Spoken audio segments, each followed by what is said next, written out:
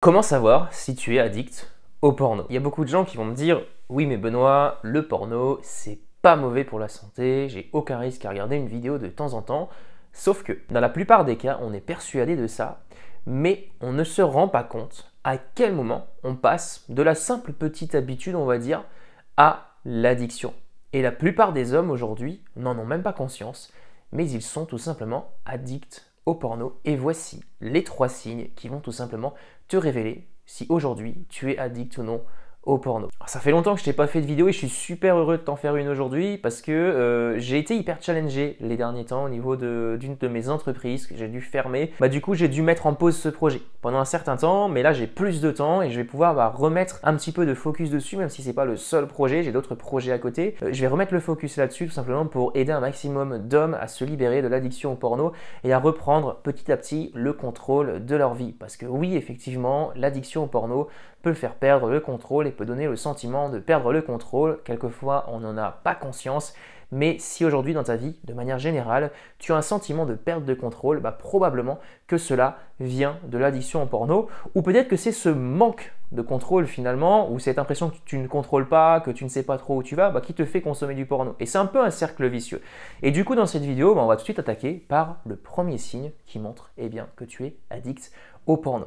Le premier signe est assez subtil. Et j'ai pris du temps à me rendre compte, il m'a fallu 10 ans pour me rendre compte que finalement, oui, j'ai été addict. C'est tout simplement le type de vidéo que tu vas regarder. Ce que je t'invite à faire dès maintenant, c'est tu vas te poser pendant 5-10 minutes et tu vas noter sur une feuille de papier la première vidéo porno que tu as regardée, ou les 2-3 premières vidéos que tu as regardées, et quels étaient les types de vidéos que tu as regardées. Quand je dis type, c'est vraiment le style de vidéo. C'est vraiment soit une relation sexuelle entre un homme et une femme, traditionnelle, truc porno, bref, ou alors est-ce que c'est des trucs plus sadomaso, des trucs comme ça, un peu plus violents.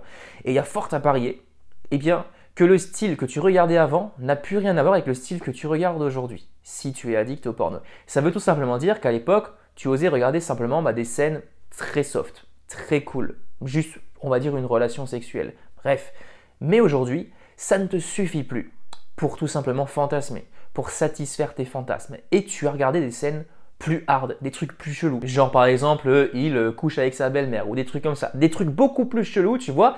Et là, ça veut dire signal d'alerte. Ça veut dire que tu as potentiellement quelque chose dont tu as perdu le contrôle, tout simplement parce que ça suffit plus à ton cerveau en fait de regarder des trucs classiques. Alors attention, quand je dis classique, je dédramatise pas. Attention, parce que quand je dis classique, c'est quand même mauvais pour ton cerveau. Et on pourra le voir à la fin de la vidéo si tu le souhaites, ou n'hésite pas à me dire si tu veux une vidéo complémentaire, écris tout simplement méfaits du porno sur le cerveau dans les commentaires et je te ferai une vidéo complète où je t'explique les méfaits du porno sur le cerveau. Mais là, c'est pas le sujet de la vidéo, mais il y a fort à parier qu'aujourd'hui, tu regardes des trucs beaucoup plus hard. Dis-moi dans les commentaires si je me trompe. En tout cas, moi, au bout de 10 ans d'addiction, ça a été le cas et quelquefois, je me suis surpris en me disant, mais what the fuck en fait? Jamais j'aurais osé regarder ça avant. Et aujourd'hui, je le fais.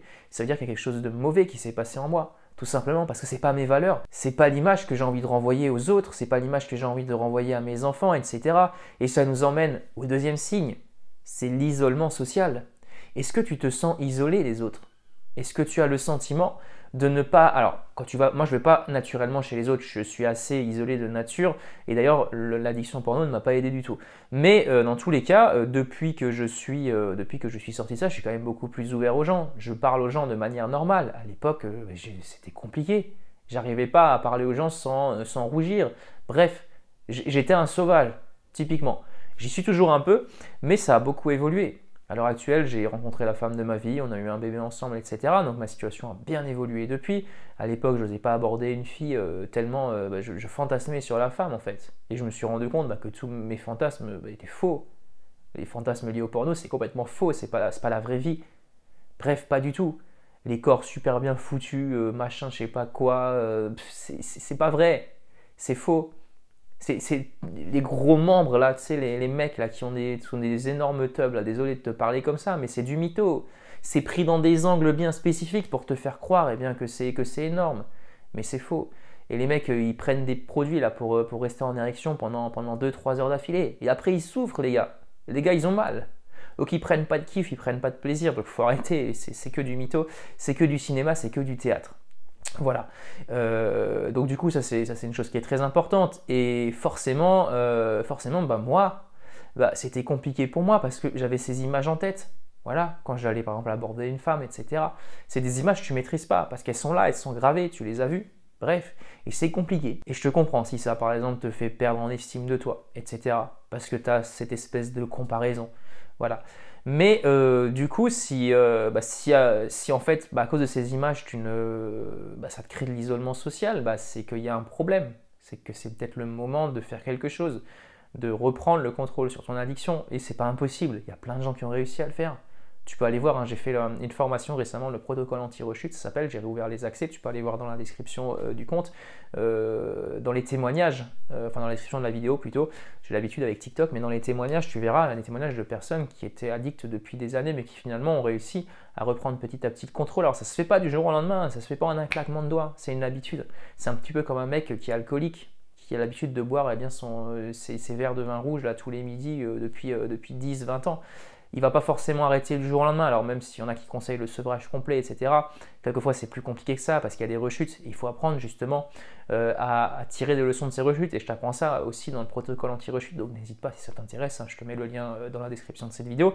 Mais bref, ça c'est le deuxième point, c'est vraiment super important. Si tu te sens isolé socialement, voilà.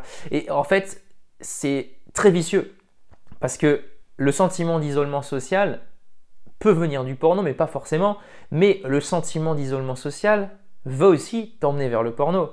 Parce que tu vas aussi combler ce vide, finalement. Ce vide que tu as au niveau de tes relations. Tu n'as peut-être pas de copine, tu n'as peut-être pas de femme, etc. Tu vas tout simplement combler ça par du porno. En mettant un petit pansement, tu vois, pour cacher la douleur. Ça va déjà être très, très bref en général et très souvent tu vas sortir de ça avec un petit peu un sentiment de honte, de culpabilité. Mais ce sera juste pour cacher de manière superficielle la douleur, mais ça ne va pas régler ton problème, clairement pas. Et c'est là où il y a le cercle vicieux parce que plus tu te sens isolé socialement, plus tu consommes de porno et plus tu consommes du porno, plus tu te sens isolé socialement. Donc c'est un peu un cercle vicieux, il faut que tu le casses. Tu vois, il faut que tu le casses. Et pour ça, il faut vraiment comprendre les mécanismes de la rechute, les mécanismes de l'addiction. Troisième point qui me fait dire qu'aujourd'hui, tu as potentiellement un signe non négligeable que tu es addict au porno, c'est tout simplement le fait de ne pas réussir à arrêter. Tout simplement. C'est comme n'importe quelle addiction finalement. Si tu n'as pas en ta capacité le pouvoir de dire aujourd'hui j'arrête, c'est que tu es addict si tu n'arrives pas à arrêter. Et je sais que la majorité des hommes aujourd'hui qui regardent cette vidéo et qui consomment du porno n'arrivent pas à arrêter. Dis-le moi dans les commentaires, dis-moi si tu arrives à t'en passer, par exemple, pendant un mois. Est-ce que tu arrives? Probablement que non. Ça veut dire tout simplement qu'il y a une addiction, qu'il y a un dérèglement. Et le problème, c'est que notre société tend trop à banaliser ce genre d'addiction. Et ils disent, ouais, finalement, c'est pas si grave que ça. Mais si derrière, tu n'arrives pas à arrêter. C'est un truc qui n'est pas essentiel. Regardez un mec qui est en train de se taper une meuf sur l'écran, c'est pas un truc essentiel à notre survie. Ce qui est essentiel à notre survie, c'est manger, boire, se reproduire. Je suis désolé, regarder sur ton écran et te palucher, là, c'est pas te reproduire. Clairement pas. Alors oui, ça satisfait ce besoin un peu de sexualité, mais c'est pas vital, finalement. C'est pas un truc vital. Et si ça te contrôle, ça veut potentiellement dire que c'est pas toi qui le contrôle, donc ça veut dire que tu es dépendant de ça. Donc tu es addict, tout simplement. Alors, c'est pas dramatique, tu peux t'en sortir. Il n'y a aucun souci, bien sûr, il faut le vouloir. Il y a des personnes qui veulent tout simplement pas s'en sortir, ça c'est une autre histoire. Mais si tu souhaites t'en sortir, sache que tu peux mettre en place dès aujourd'hui des choses concrètes. Ça peut être tout simplement à commencer à réduire ta consommation en passant, je sais pas, peut-être que tu consommes 1 heure ou 2 heures par jour, tu passes à 1 heure. Moi, je ne conseille pas ça en général, je conseille vraiment de couper, de mettre des filtres, etc. Alors, le faire intelligemment parce que les filtres, les bloqueurs, ça ne va pas tout régler non plus. Et surtout, de remplacer cette addiction parce que l'addiction vient combler un vide. Encore une fois, je te l'ai déjà dit juste avant, vient combler quelque chose que tu n'as pas dans ta vie. Ça peut être peut-être de l'affection, ça peut être plein de choses, ça peut être le fait que tu ne te sens pas reconnu, ou il y a plein de possibilités en fait. Il y a forcément un domaine, si aujourd'hui tu es addict au porno, dans lequel tu ne te sens pas bien et tu viens combler ce vide finalement en te masturbant devant des vidéos porno. Et pour régler ce problème, le plus simple, je dirais, même si c'est pas facile, le plus simple, c'est justement de venir combler ce vide, de venir améliorer ta vie au quotidien, de venir améliorer ta perception de la vie de venir améliorer tes habitudes et de cette manière, progressivement, tu vas te libérer de l'addiction. Alors attention, ça se fait pas du jour au lendemain. Il y a beaucoup de gens qui disent ouais, je vais m'en sortir du jour au lendemain, j'arrête maintenant. Non. Enfin, la probabilité, c'est que tu vas décider d'arrêter maintenant, mais tu auras probablement d'autres rechutes dans l'avenir. Mais l'objectif, ça va être justement de gérer ces rechutes. Et encore une fois, dans le protocole anti-rechute que je te mets dans la description du compte, eh bien, justement, je t'apprends à faire ça. N'hésite pas à me dire dans les commentaires si tu as l'un de ces signes, l'un de ces 3 signes. N'hésite pas à me dire si tu vois d'autres signes. Il y en a plein d'autres, bien entendu, mais là, je t'ai fait les 3 principaux signes. On se retrouve très bientôt dans une prochaine vidéo et j'ai hâte de te partager les prochains contenus. À très bientôt. Ciao!